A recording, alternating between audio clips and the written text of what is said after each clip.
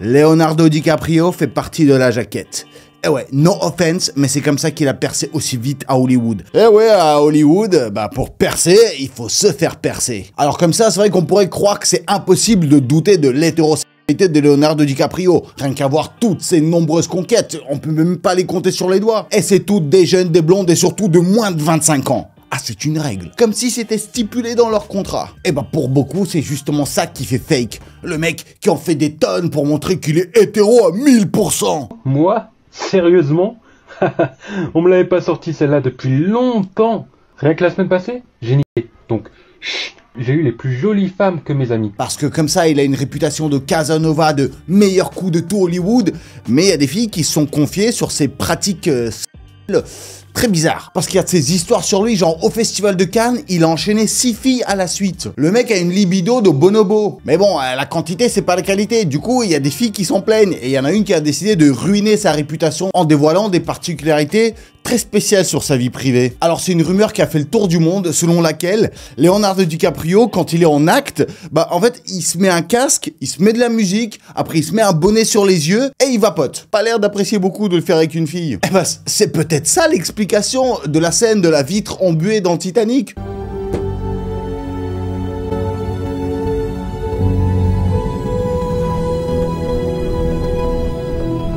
Toutes ces filles disent qu'ils mettent des écouteurs pour pas entendre les soupirs. D'autres affirment qu'il a la délicatesse de leur poser un oreiller sur le visage. Ah ça c'est hétéro à 100% ça. Désolé pour toutes les filles qui sont amoureuses de lui, mais déjà, si vous avez plus de 25 ans, vous êtes rayé de la liste. Il y a un mec sur Reddit qui s'est amusé à faire un graphique de toutes les ex de Leonardo DiCaprio. Et devinez quoi? Bah aucune d'entre elles n'a dépassé les 25 ans. Il y en a certaines qu'il a larguées la veille qu'elles aient l'anniversaire des 26. Comme s'il y avait un compte à rebours secret, ou alors une étiquette de date de péremption. Et surtout, il a de ses façons de draguer. Il passe devant la fille, il la regarde de haut en bas, il fait « Ok, c'est toi, moi, dans la chambre tout de suite. » Et même des Françaises, elles y sont passées. Mais il m'a juste dit bonjour, il m'a regardé de la tête aux pieds, et puis il m'a dit dans quel hôtel il était, il m'a transmis son numéro de chambre en me demandant de venir le rejoindre.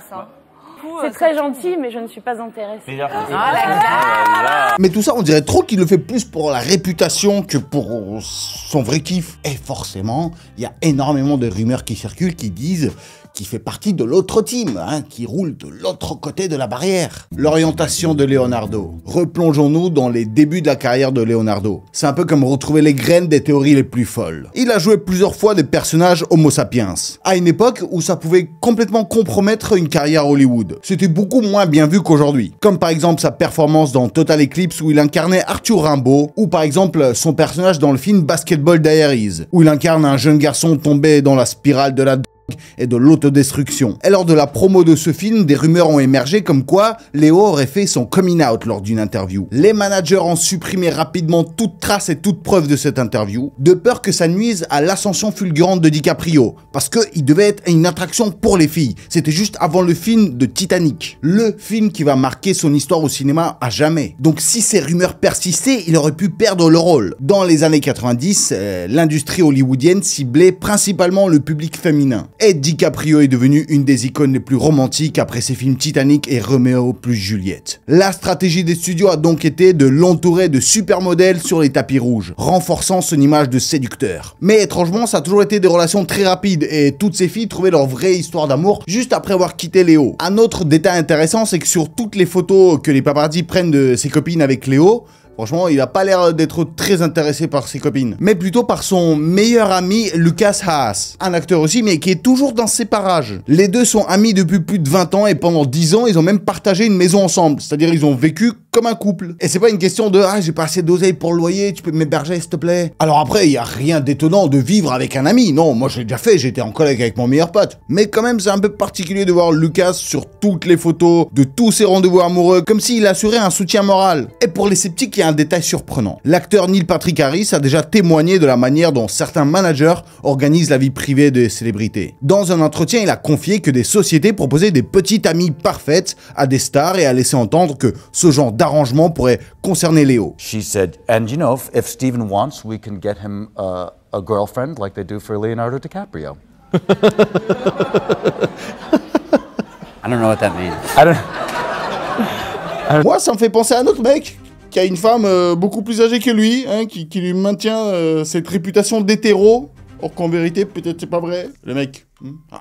j'ai rien dit, je sais pas à qui tu penses. DiCaprio, quant à lui, n'a jamais explicitement nié les rumeurs sur son orientation. Ni avec Lucas, ni avec Tobey Maguire. Oui, c'est son deuxième meilleur pote qui est toujours dans les rumeurs comme quoi ils sont beaucoup plus proches que des potes parce qu'ils sont tout le temps ensemble. D'ailleurs, des journalistes se sont même acharnés au point de questionner la maman de Tobey à ce sujet. Et elle a répondu qu'ils sont juste des meilleurs amis depuis très longtemps et que elle aussi, au début, elle avait quelques doutes. Mais de toute façon, Léo, il a vraiment énormément de rumeurs très dark qui circulent autour de lui. Déjà, bon, la plus récente avec l'histoire des soirées de Didi. Et on en a vu des noms de célébrités de ouf éclaboussés par ce scandale, des réputations gâchées. Je vois dans les commentaires à chaque fois vous dites genre oh ça me brise le cœur. Je sais, on arrive à un point où ça nous choque même plus de voir le mec le plus gentil être responsable des crimes les plus dégueulasses. Mais c'est vrai que parfois on voit des noms qu'on veut surtout pas avoir associé à ces scandales, et ben Leonardo DiCaprio en fait partie. Je voulais pas qu'il en fasse partie. Parce que déjà, il apparaît dans les cercles du tristement célèbre Jeffrey Epstein, et maintenant P. Diddy, il a beau nier, mais à un moment donné, tu te dis, les rumeurs, ils viennent pas de nulle part. Il semble mêlé à des affaires très troubles. Alors,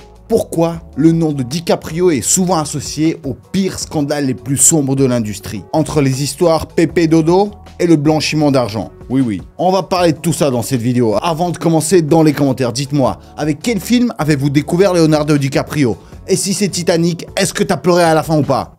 Moi non. Merci énormément pour tous vos likes. Alors dites-moi, êtes-vous prêt à découvrir qui est vraiment Leonardo DiCaprio? Un acteur de génie ou un personnage beaucoup plus mystérieux, sombre et même dangereux?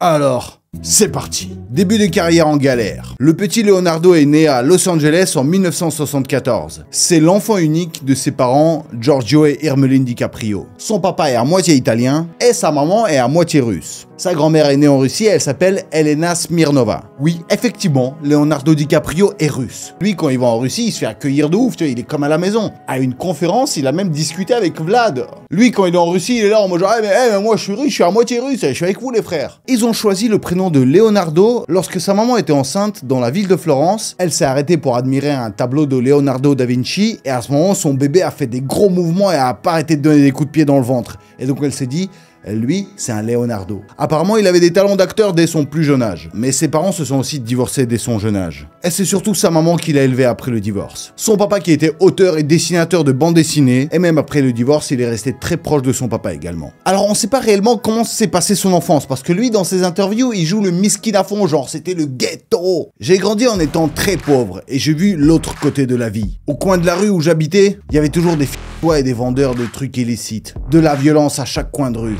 Mais après des enquêtes, ça a été beaucoup contredit et comme quoi il a grandi en étant assez riche et que ses parents gagnaient très bien leur vie. Alors avant d'être DiCaprio superstar qu'on connaît tous, il a d'abord commencé par des pubs télé pour enfants. Oui, des petits spots bien ringards, payés 3 cacahuètes et demi, de quoi faire dire à Hollywood, lui il ira nulle part c'est sûr. Pendant des années, il galère à trouver un agent. Et figurez-vous qu'on lui a même conseillé de changer de nom en Lenny Williams, pour paraître plus américain donc plus vendeur. Que DiCaprio, ça sonnait beaucoup trop rital et ça plaît pas. Mais Léo a refusé, il est resté fidèle à lui-même. Et il a continué à passer casting sur casting, se prendre refus sur refus, personne ne voyant en lui la future légende. Mais alors qu'il était à 2 doigts de tout abandonner, et la miracle, enfin un agent mord l'hameçon. Puis petit à petit, il s'infiltre dans les séries télé du genre Santa Barbara ou les nouvelles aventures de Lassie et même Roseanne. Puis arrive enfin son premier grand rôle au cinéma, dans un film qu'il aurait peut-être préféré oublier. C'est les Critters 3. Alors oui, le film il est nul, mais c'est pas ça le plus important.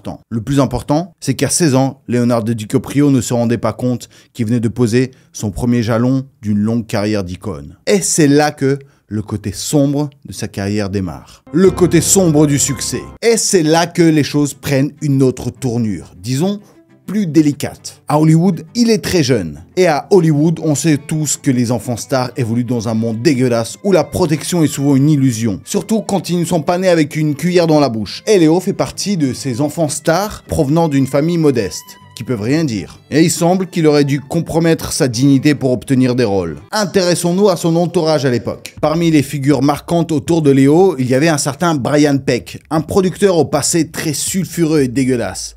Plusieurs fois condamné pour des faits graves et même incarcéré. Oui, incarcéré pour de la de petites gens. Il a fait parler de lui dans un documentaire récent qui s'appelle Silence, on tourne, où d'anciens jeunes acteurs enfants qui tournaient pour Nickelodeon qui décrivent tous les abus et les contrôles auxquels ils étaient soumis. Alors Leo et Brian Peck se sont connus dans les débuts des années 90, quand le jeune DiCaprio a été sélectionné pour jouer dans la série Growing Pains. Brian était producteur sur ce projet et il a montré beaucoup d'intérêt très appuyé pour le jeune Leo. Et on le voit d'ailleurs sur ces images, comment il se caresse, comment il se touche. Mais comme ça, c'est vrai qu'on dirait que Leo, il n'est pas contre le toucher non plus. Il y a des petits gestes qui sont vraiment très dégueulasses. Il y a par exemple cette scène où Brian Peck murmure un « So hot » à Leo. As hottest, hunkiest teen idol there is. Yeah, muscles. Look, speaking of hunky, huh? On fait pas ça avec les enfants normalement. Et le détail croustillant, c'est que justement, c'est après cette série que Leo commence à décrocher ses plus grands rôles. Notamment aux côtés de Robert De Niro dans Blessure secrète. Et parlant de ses fréquentations douteuses, hein, des grands messieurs qui aiment les jeunes, Brian Peck, c'était pas le seul que Leonardo a fréquenté. Non, DiCaprio a grandi entouré de plusieurs figures dont la réputation laisse franchement à désirer. En plus de Brian Peck, il y avait Bob Villard et Martin Weiss. Alors je suis désolé, mais j'ai pas réussi à trouver une photo du visage de Bob Villard. On dirait qu'il est super caché dans le milieu. Mais en tout cas, les trois là, leur nom est bien connu pour les affaires les plus louches. En 2001, Villard, qui était alors l'un des mentors de Leo, est accusé de détenir des photos très déshabillées des gens très petits. Oui, parce qu'officiellement, il était aussi photographe pour les jeunes artistes. Donc il y a plein d'acteurs d'aujourd'hui qui ont des séances photos avec lui alors qu'ils étaient jeunes pour leur portfolio, mais apparemment ils faisaient des photos habillées et après ils disaient bah viens, on continue, on fait une séance déshabillée. Il a été d'ailleurs condamné pour ça. Et c'est ce mec-là, donc Villard, qui a été le manager de Léo. Au point où le jeune Léo vivait carrément chez lui. Quand on découvre tout ça, on peut pas s'empêcher de se poser la question... Qu'est-ce qui se passait derrière ces portes fermées? Dans le Hollywood des années 80-90, cette génération d'enfants stars, les Corey Haim, Corey Feldman, Todd Bridge, Macaulay Culkin ou alors Tobey Maguire, ils étaient nombreux à évoluer dans cet environnement toxique. C'est d'ailleurs comme ça que Leonardo a connu Tobey Maguire et qu'ils sont devenus très amis. Parce que justement, ils partagent ces secrets très sombres de leur enfance, ces histoires horribles qui les ont marqués à tout jamais et qu'ils partagent ensemble. Leonardo était le premier Justin Bieber de cette industrie dégueulasse. Ils ont tous les deux connu cet enfer d'être une jeune star dans Hollywood. Ah ouais, c'est difficile de rester intouché dans Hollywood.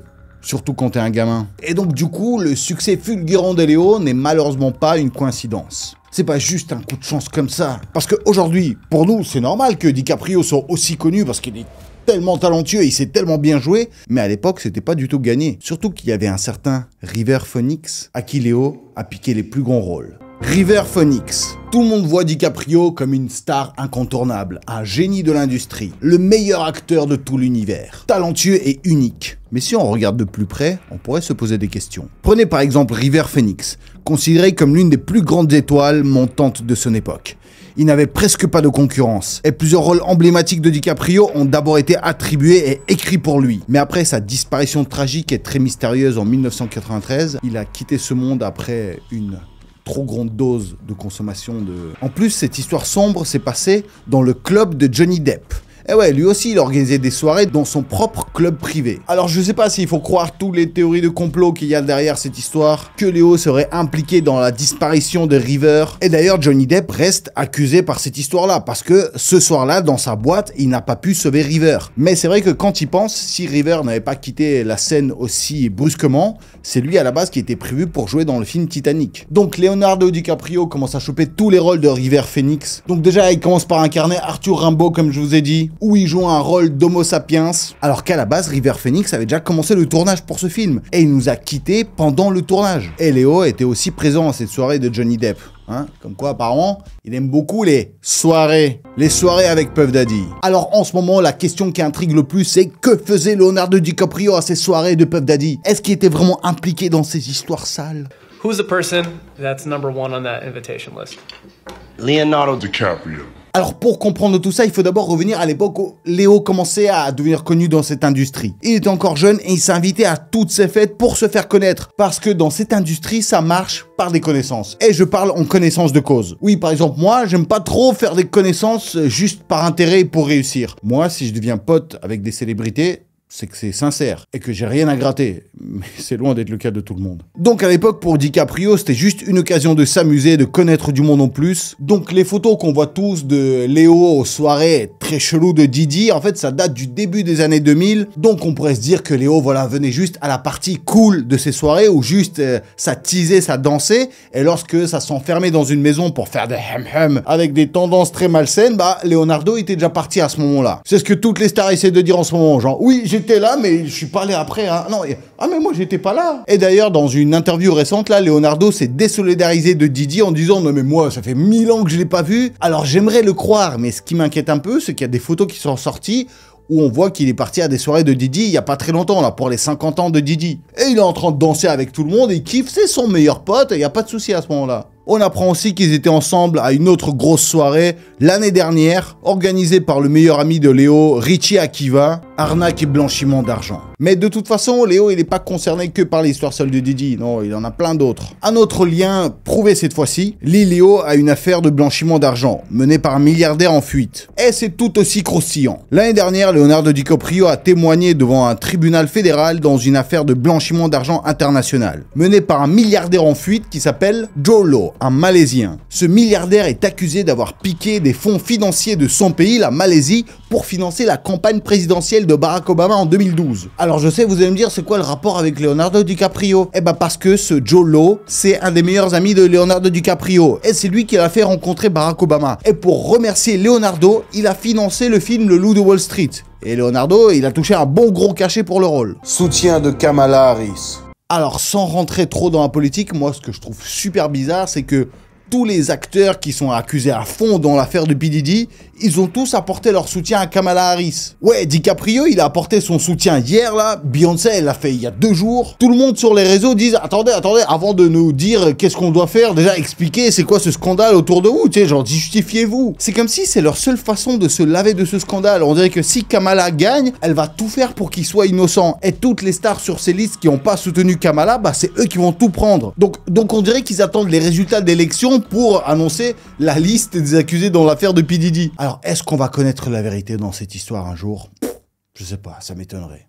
En tout cas, pour en revenir à DiCaprio, peut-être que c'est devenu un monstre aujourd'hui, mais il ne l'a pas toujours été. Il a été perverti par cette industrie hollywoodienne dès tout jeune. Il a vécu l'enfer, tout ça, pour devenir célèbre et riche. Et c'est cette industrie d'Hollywood qu'il a éduqué pour être aussi sale que les gens qui l'ont entouré lorsqu'il était tout jeune. De toute façon, l'affaire Diddy, ce n'est que le haut de l'iceberg. Parce que lorsqu'on creuse là-dedans, je vous jure, on découvre que beaucoup de stars faisaient des soirées. Diddy, ce n'est qu'une pièce du puzzle. Alors Meagadou, venez, juste, on essaie d'être bon dans ce monde. J'ai juste envie de transmettre ce message. Parce que depuis que j'écris toutes ces vidéos, je vous jure, ça me rend de plus en plus aigri. Je suis dégoûté de plus en plus par cette industrie. Je découvre des choses similaires dans le showbiz français aussi. Pour vous, qui est le DiCaprio français? Donc aussi beau gosse, mais aussi dark. Encouragez-moi avec vos likes. Dans les commentaires, mettez votre avis sur l'affaire DiCaprio. Qu'est-ce que vous en pensez? Qu'est-ce qui est vrai? Qu'est-ce qui est fake? Continuez à me soutenir à fond comme ça. Devenez membre de ma chaîne pour m'encourager, je vous jure. Ça me fait tellement plaisir. J'adore lire vos commentaires. Je prends mon temps, je réponds parfois à des gens au hasard. Moi, je vous fais des gros yagadakis et j'ai déjà hâte de vous retrouver vendredi pour une nouvelle vidéo qui va arriver, mais très